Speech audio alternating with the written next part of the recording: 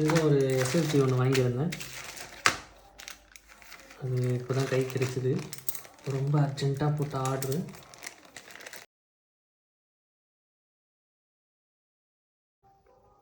இதில் 2 இருக்குது.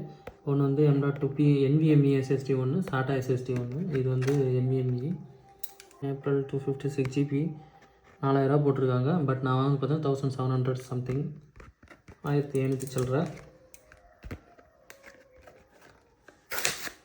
நான் ஆல்ரெடி ஒரு எஸ்எஸ்டியில் ஓஎஸ் போட்டிருந்தேன்.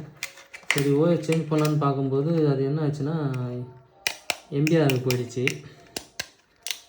எம்பிஆரில் அது இப்போ சேஞ்சும் பண்ண முடில. அது உள்ள டேட்டா இருக்குது. டேட்டா எரேஸ் பண்ணிட்டு தான் பண்ணுற மாதிரி இருக்குது. எனக்கு டேட்டாவும் முக்கியம். ஓகேங்களா? இது ரெண்டுமே M.2 SSD தான். இந்த லெஃப்ட் சைடில் இருக்கிறது பார்த்தீங்கன்னா SATA.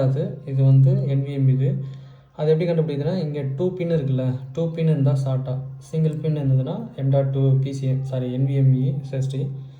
அதிலே காட்டுறேன் பாருங்கள்.